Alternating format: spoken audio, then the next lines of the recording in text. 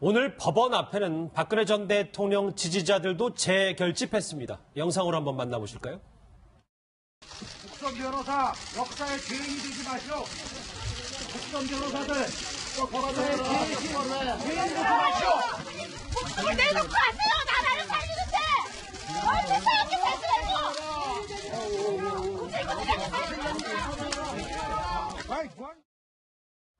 오늘 법원 앞이 좀 시끄러웠군요. 저 국선 변호인 얘기는 이제 잠시 뒤에 또 짚어볼 테고요. 먼저 이현정 의원. 네.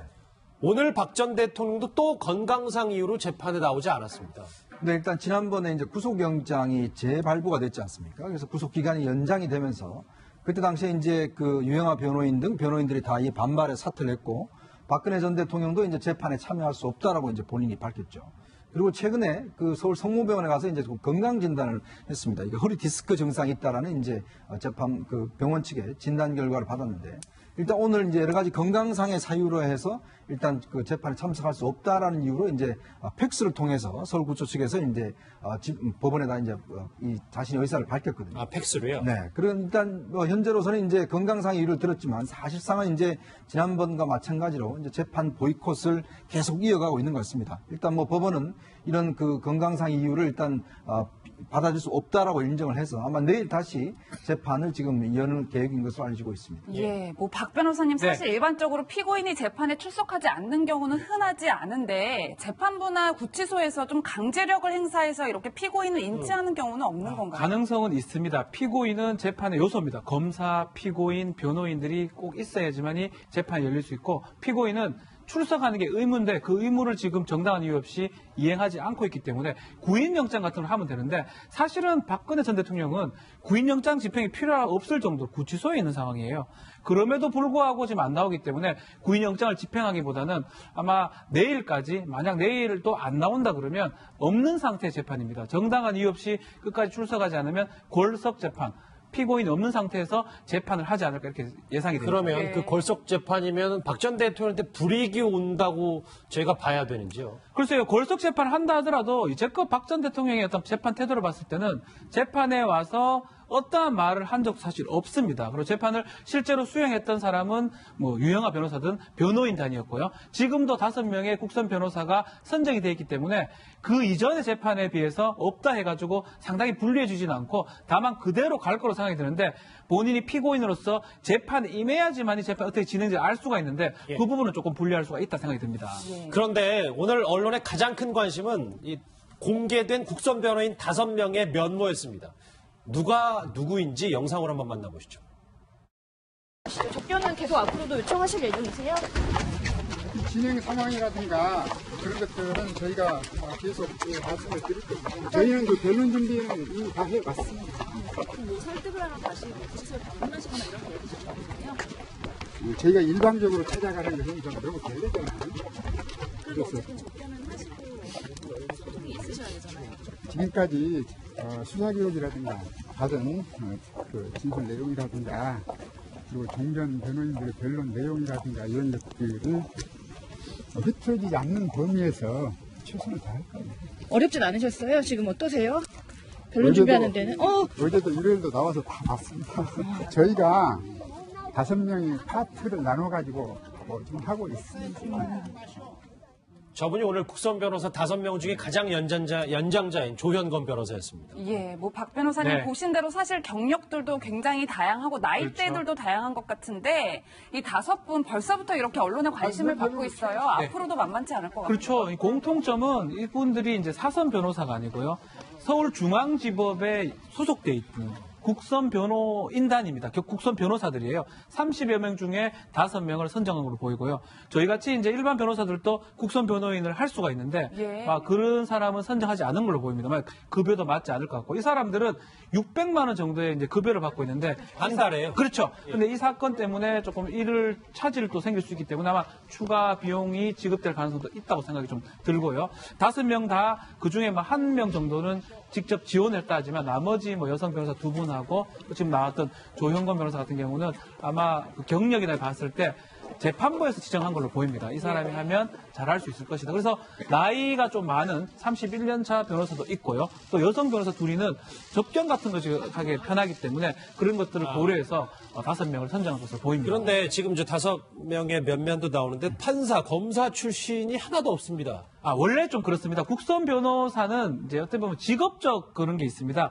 변호사 중에 국선 변호만 하겠다라고 신청한 사람들이고요. 대부분 판사 검사라면 대부분 마치면 일반 변호사, 사선 변호사 하는 경우가 많고요. 그렇군요. 저 사람들은 뭐 사법연수원을 마치고 2004년부터 저 제도가 있었는데 그때 뭐 시험이라든지 그 절차를 통해서 임용이 됐다고 하면 임용 자체가 계약이 되긴 하지만 그런 사람이기 때문에 판검사 경력이 없는 사람들이 대부분 많습니다. 이게 경쟁이 굉장히 치열합니다. 사실 국선 변호인들이. 왜 그러냐면 이 변호인들 같은 경우에 이제 제조 경험이 없는 변호인들 같은 사건 수임이 그렇게 녹록지는 않아요. 실제로 이제 로스쿨이라든지 이런 걸 통해서 변호인 인력이 굉장히 많이 나오는데 예. 실제 사건 수임을 이제 본인들이 다 이제 해야 되지만 그 경쟁들이 굉장히 치열하거든요. 그러다 보니까 이제 이 국선 변호인 같은 경우는 굉장히 이제 수입 자체도 안정적이고 일단 사건 자체가 일단 기본적으로 주어지는 것이기 때문에 실제로 국선 변호인을 원래 하겠다는 분들이 굉장히 많아요. 근데 그 중에서 이제 선별해서 뽑은 것이기 때문에 예. 실제로 옛날 같이 국선 변호인이 그냥 뭐 있는 분들 하는 게 아니라 실제로 경쟁이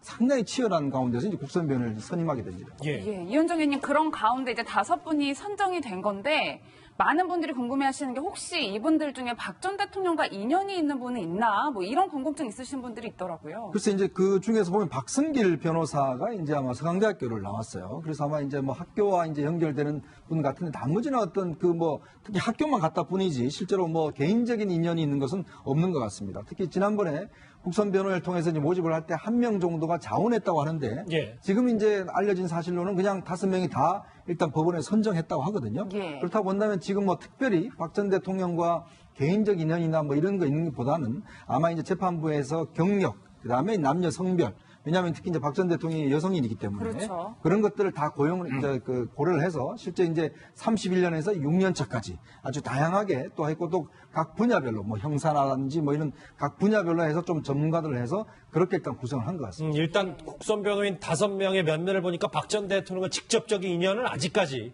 모르겠어요. 뭐 추가적으로 나오는 게 있을지 모르겠지만 아직까진 이렇다 할 연결고리는 없습니다. 박준 변호사. 예. 근데 보니까 김혜영 변호사, 박승길 변호사 두 분이 여성 변호. 그렇죠. 이 여성 변호인에 대한 그 박 전 대통령과의 심리적 경계가 좀 많이 풀어질 수 있다라고 상식적으로 생각할 수 있습니다. 결과론적으로는 이제 앞으로 진행이 된다면 골석 재판을 계속 하면서 박 전 대통령이 변호인단하고 접견을 하지 않을 수 없을 겁니다.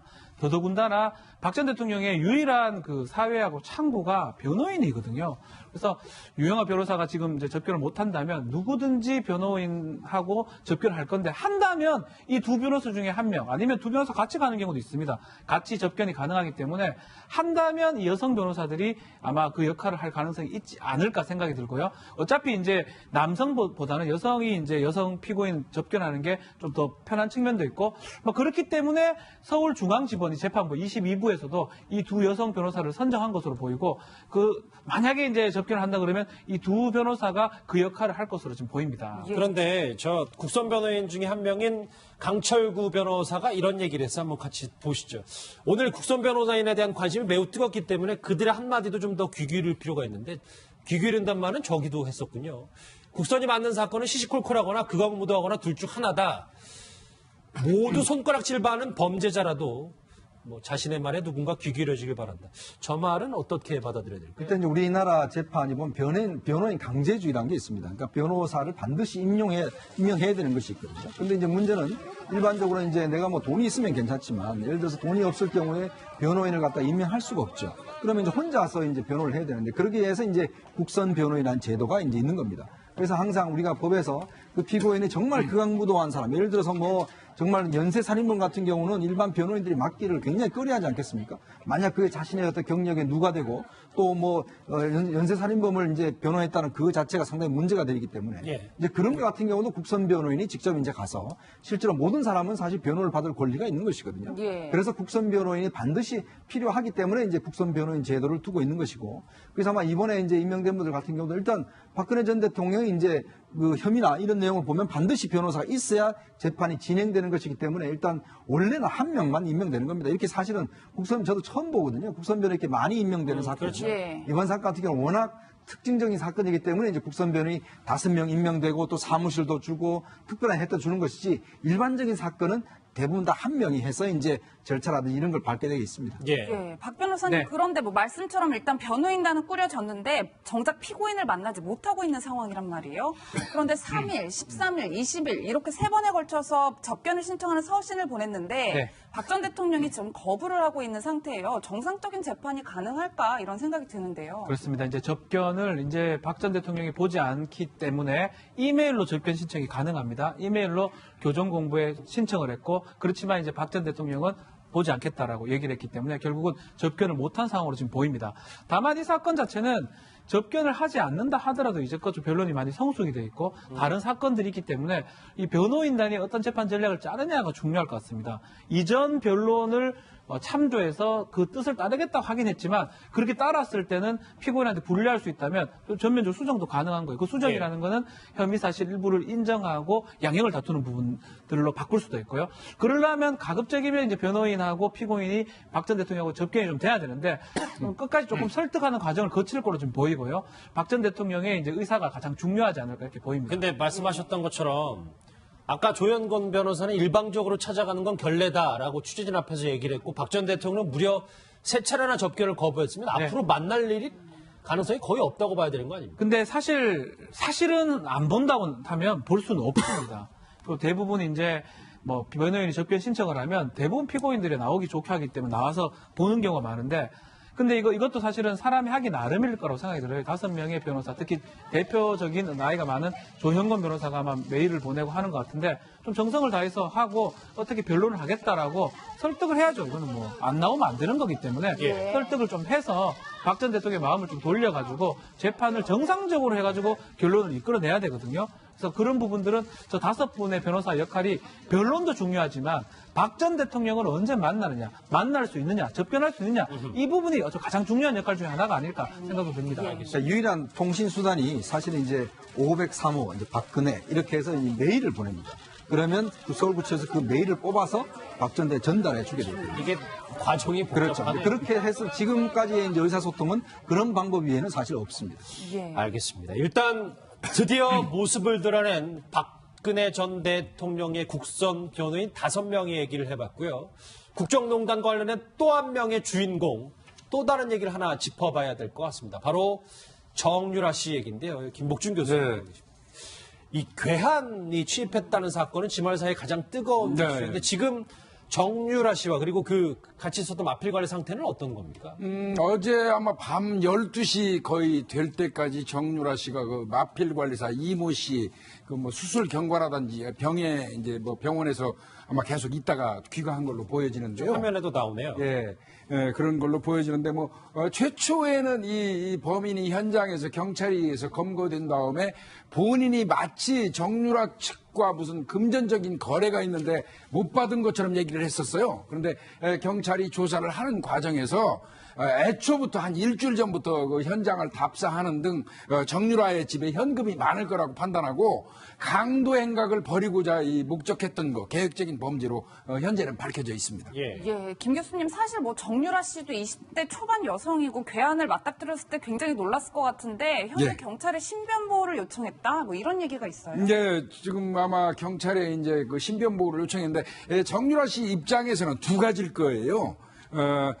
상당히 어떤 괘씸한 부분, 그 당돌하잖아요. 정유라 씨가 생각보다 나한테 와가지고 이럴 수 있나 하는 거. 그다음 두 번째는 나한테 진짜 돈을 목적으로 강도 행위를 하려고 온 걸까? 아니면 누군가 그 배후 세력이 있어가지고 나에 대해서 어떤 위해를 가하려고 한 게 아닐까? 이런 게 궁금해서 이제 그 걱정을 했던 것 같고, 그래서 이제 그게 해소되기 전까지는 불안하겠죠. 그러다 보니까 이제 현재는 24시간 경찰한테 근접 신변 보호를 요청했고 경찰에서 신변보호위원회를 거쳐서 아마 스마트워치까지 지급하면서 예. 24시간 근접 아마 그 신변 근데 말씀 끊어서 죄송한데 김복준 교수 네. 신변보호 요청이라는 것도 또 등급이 좀 따로 있습니다. 다릅니다. 저 정도면 좀 뭐 경우가 좀 많이 그러니까 경찰이 계속 24시간 줄기차게 정유라 씨를 따라다니는 건지 그것도 좀 일정 기간입니다. 지금 이제 사건이 발발하고 경찰에서 어느 정도 수사 결과가 나왔지 않습니까? 어떤 조직이라든지 배후가 없는 걸로 밝혀졌고 카드비 2,400만 원 때문에 범행한 걸로 어느 정도 드러났기 때문에 이제 그 정도가 나온다 그러면 아마 일정 기간 이외에는 더 이상 이제 근접 신변 보호는 안 해주죠. 그런데 그런데 저희가 지금부터 하고자 하는 얘기는 정유라 씨가 많이 단단히 화가 난 것 같다는 얘기를 해볼 텐데 먼저 당시 상황이 어땠는지 목격자 얘기 듣고 그 얘기 해보겠습니다. 일부 창을 오더라고요. 불난 줄 알았어요. 사람 차에도 앉아온 것도 일부 들어가 막 병원 차를 데려가지고 병원실하고 이제 잡았다.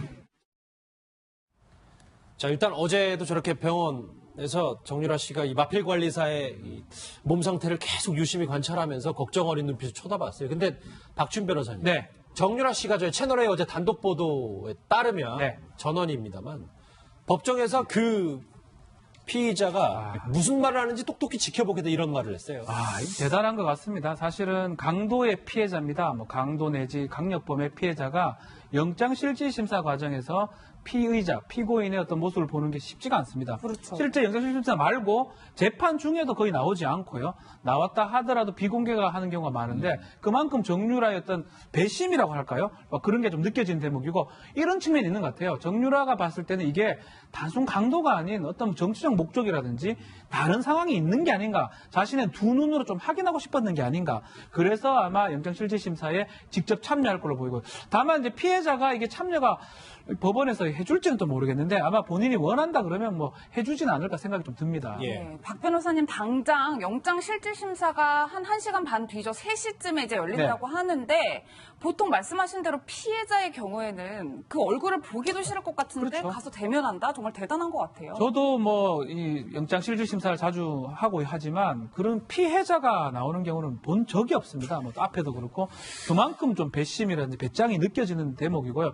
그렇기 때문에 또 법원에서 굳이 피해자 도르지 말라 하는 경우도 많거든요. 어떻게 할지는 잘 모르겠습니다. 아마 본인이 원한다고 그러면 그 영장실질심사 과정에서 통상 가면 뭐 경찰 정도 앉아있고 경찰도 빠지면 변호사하고 피의자하고 검사 정도 앉아 있거든요. 그래서 피해자가 뒤에서 뭐 들을 가능성, 이 피해자 정유라가 이 재판을 조금 지켜보고 싶은 생각이 드는 게 아닌가 이렇게 보입니다. 대단하네요. 왜냐하면 정유라 씨가 말씀하시죠. 정유라 입장에서는요.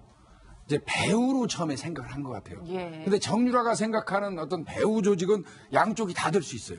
최순실이 자기 어머니를 미워하는 측도 들 수 있고. 예. 그 다음에 최근에 정유라가 어떻게 보면 정유라 입장에서는 배신이죠. 그래서 그 바람에 박 전 대통령이나 최순실 씨는 지지하는 사람들 측에서 정유라에 대한 배신감을 느껴서 들어왔을 경우. 그러니까 자기가 위해 당할 불특정 다수가 많다는 걸 본인이 알고 그렇죠. 그 양쪽 다 지금 정유라 입장에서 걸려 있거든요.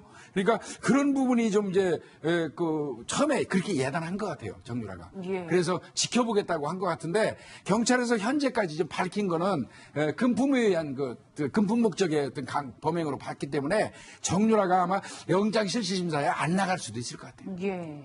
그러면 다른 이유, 정치적 이유는 전혀 없다. 지금까지는 그렇게 현재까지 경찰에서 지금 조사한 바에 의하면 그거는 없는데요. 예. 그래도 또 경찰 입장에서는 뭐 계좌 추적이라든지 휴대폰 그리고 이 범인의 집에 가가지고 인터넷 컴퓨터까지 전부 갖다가 분석을 해야 될 거예요. 예. 김 교수님 그런데요. 사실 단순 사건이라고 저희가 판단하기 어려웠던 게 보시는 것처럼 예. 가짜 권총도 준비해갖고 흉기도 준비해갖고요. 예. 또 유명한 포털 사이트 그 길을 보는 사이트를 통해서 그 빌딩에 예. 대해서 자세히 탐색을 했었더라고요. 미리 아마 일주일 전부터 경찰이 아마 다 조사한 것 같습니다. 한 일주일 전부터 이 정유라 집을 노리고요. 그래서 인터넷 검색에서 재산 검색, 재산 정유라가 현금을 보여. 근데 정유라가 타켓이 될 수밖에 없었던 이유는 잠시만요. 저런 로드뷰로 미승 빌딩을 다 검색해봤다는 거 아닙니까? 저거 가능합니다. 이거 사실 이거 많이 알으면 좋지 않은 내용인데요. 했고 그 다음에 침입하는 방법도요. 바로 그 현장에서 1층 정문으로 안 가고 지하 1층 주차장으로 갔어요. 예. 왜 그러냐면 그 1층 주차장에 경비원이 있고 1층에서 3층인가까지밖에 못 올라가요. 그리고 거기서 마스터키를 가지고 있는 경비원이 그 마스터키를 이용해서 6층으로 가고 6층에서 또 배를 눌러줘야지 안쪽에서 열어줄 수 있거든요. 그렇죠. 이런 걸 다 계산한 거예요. 그런 거 보면 아주 용의주도하게 준비를 했고 저 장난감 권총은 인터넷에서 구입을 했는데 예. 아마 척 봐도 허접했던 모양이에요. 경비원이 비웃었다고 해요. 장난감 권총을 위협하니까 그랬더니 그때 장난감 권총을 버리고 바로 흉기를 빼들었고 예. 그리고 이제 경비원을 위협해서 올라갔고요. 예. 예. 일단 뭐 정유라 씨 입장에서는 저렇게 피의자가 용의주도하게 왔기 때문에 누군가 뒤에 있는 거 아니냐라는 얘기 때문에 뭐 법원에서 내가 무슨 얘기하는지 똑똑히 지켜보 이런 얘기까지 한 거군요. 박지훈 변호사. 네. 최순실 씨도 이걸 변호인 통해서 보고 받았을 거예요. 아마 들었을 것 같습니다. 이제 뭐 특별한 반응을 보였다는 것은 보도가 지금 안 되고 있고요. 다만 그 토요일 날 그 일이 일어났었는데 금요일 날 뭐 이거하고 좀 다르게 뭐 사형을 좀 시켜달라. 난 더 이상 뭐 살고 싶지 않다. 예. 그런 얘기를 좀 했다는 게 좀 알려져 있고요. 아마 이거하고는 뭐 정유라의 어떤 그 강도 당한 거하고는 다른 거라고 보이지만 아마 그 얘기를 듣고 좀 많이 놀랐지 않았을까 생각이 들어요. 왜냐하면 미성 빌딩 그거는 뭐 본인의 빌딩이기도 합니다. 잠시 지금 정유라가 거주하고 있는 곳이고 거기에 강도가 들어온다면 앞으로도 뭐 강도 말고 다른 어떤 침입 이런 것들도 가능하기 때문에 최순실 역시 많이 놀란 상황이 아닌가 보입니다. 현재 밝혀진 거로는요. 최순실이 엄청 놀래가지고 교동원을 통해서 자신의 변호인한테 연락을 요구했어요. 예. 그래서 변호인으로부터 이 저간의 사건 내용을 설명을 들었다 합니다. 예. 일단 뭐 어떤 반응, 정확히 반응 나온 건 저희가 아직 네. 파악은 안 됩니다만, 물론 지금 국정농단 진술 관련해서 두 모녀가 다른 길을 가고 있어도 이제 엄마와 딸 사이기 때문에 최순실 씨는 딸 정유라 얘기만 나오면 예민하게 반응합니다. 그때 목소리 다시 한번 듣고 와야 될 것 같습니다. 아닙니다. 훈련 지원도 받은 사실이 어떻게 있죠. 딸 혼자만 그거를 한다고 그 계획을 삼성이 하겠습니까? 그렇게 큰 회사가. 저는 그런 거에 관여한 적도 없고 그것 때문에 계속 애가 상처를 받고 그냥 그 언론의 그런 압박 때문에 애가 완전히 잘못 나가가지고 걔 인생이 정말 지금 저렇게 될 정도로 저렇게 됐는데 그거 정말 억울한 부분입니다.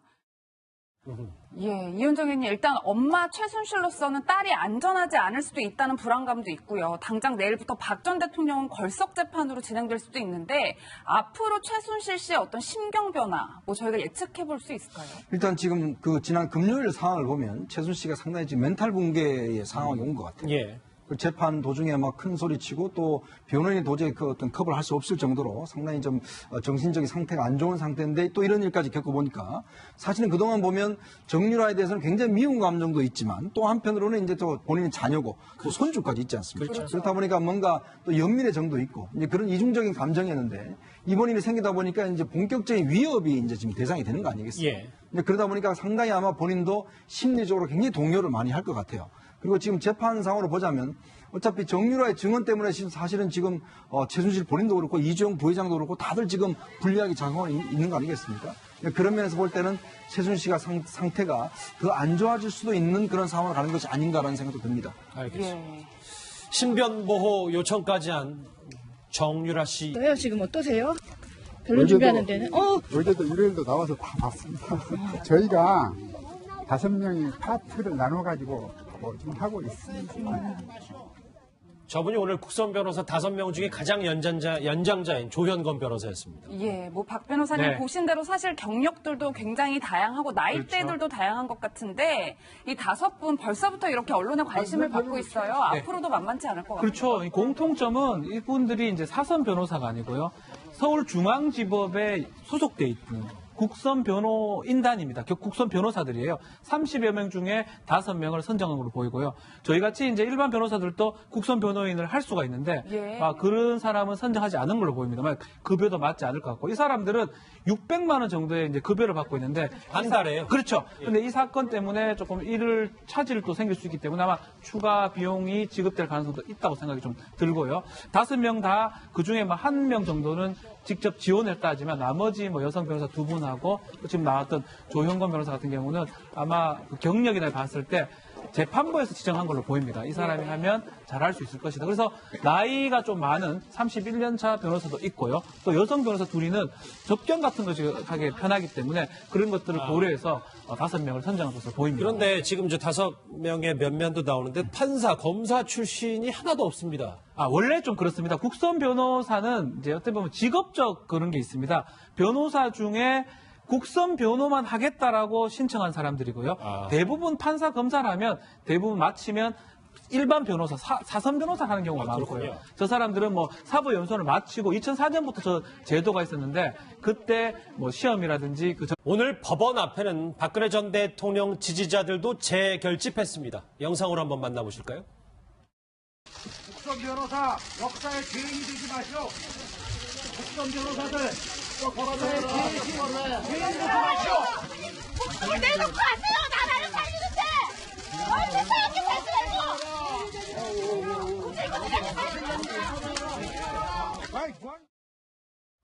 오늘 법원 앞이 좀 시끄러웠군요. 저 국선 변호인 얘기는 이제 잠시 뒤에 또 짚어볼 테고요. 먼저 이현정 의원. 네.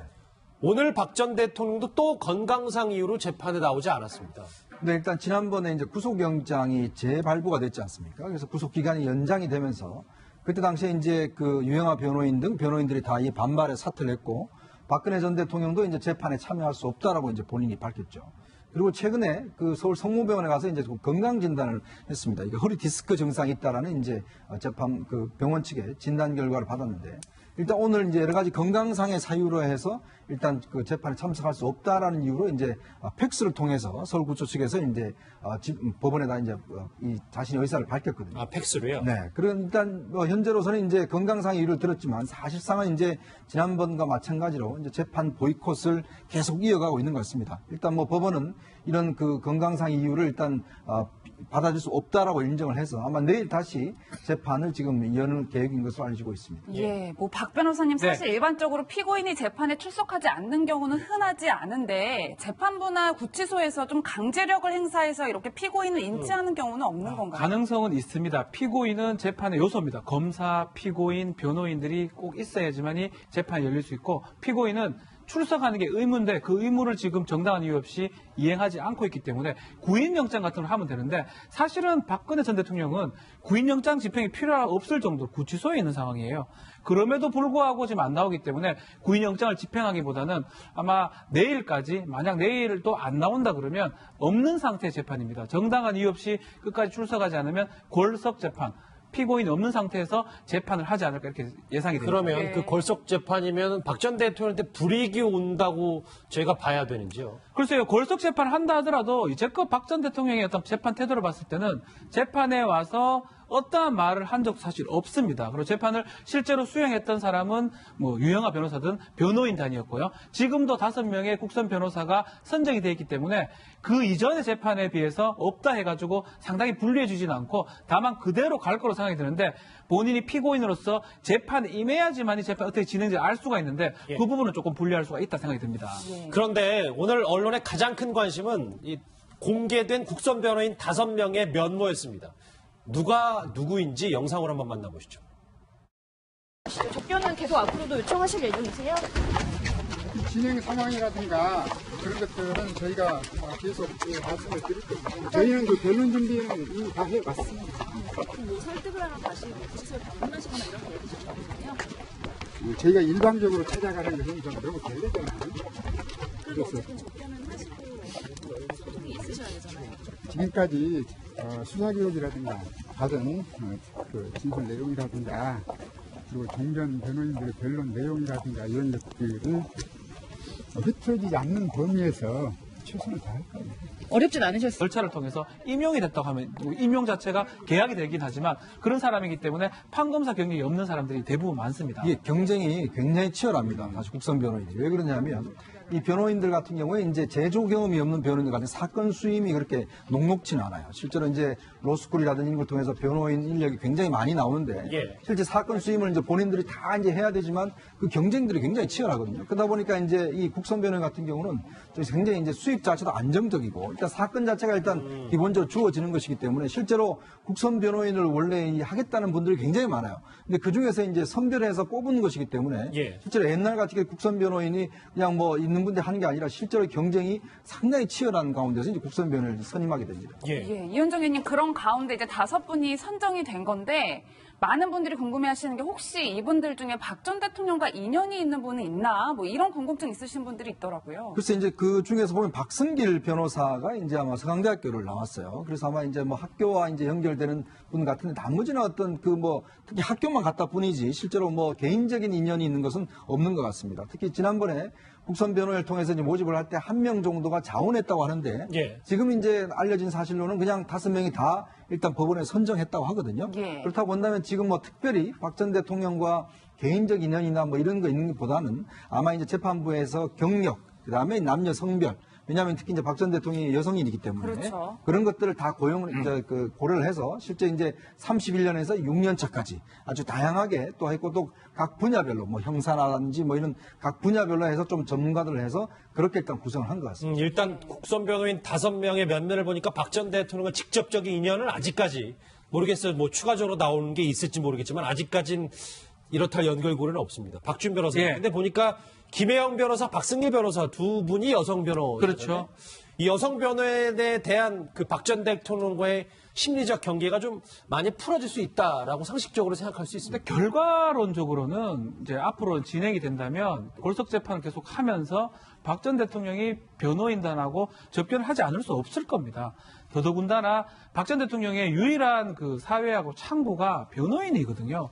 그래서 유영하 변호사가 지금 이제 접견을 못 한다면 누구든지 변호인하고 접견을 할 건데 한다면 이 두 변호사 중에 한 명 아니면 두 변호사 같이 가는 경우도 있습니다. 같이 접견이 가능하기 때문에 한다면 이 여성 변호사들이 아마 그 역할을 할 가능성이 있지 않을까 생각이 들고요. 어차피 이제 남성보다는 여성이 이제 여성 피고인 접견하는 게 좀 더 편한 측면도 있고 뭐 그렇기 때문에 서울중앙지법이 재판부 22부에서도 이 두 여성 변호사를 선정한 것으로 보이고 그 만약에 이제 접견을 한다 그러면 이 두 변호사가 그 역할을 할 것으로 지금 보입니다. 그런데 저 국선 변호인 중에 한 명인 강철구 변호사가 이런 얘기를 했어요. 한번 같이 보시죠.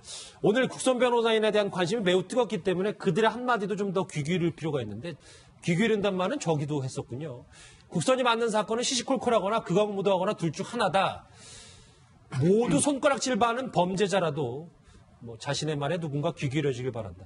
저 말은 어떻게 받아들여야 될까요? 일단 이제 우리나라 재판이 보면 변호인 강제주의라는 게 있습니다. 그러니까 변호사를 반드시 임명해야 되는 것이 있거든요. 근데 이제 문제는 일반적으로 이제 내가 뭐 돈이 있으면 괜찮지만 예를 들어서 돈이 없을 경우에 변호인을 갖다 임명할 수가 없죠. 그러면 이제 혼자서 이제 변호를 해야 되는데 그러기 위해서 이제 국선 변호인이라는 제도가 이제 있는 겁니다.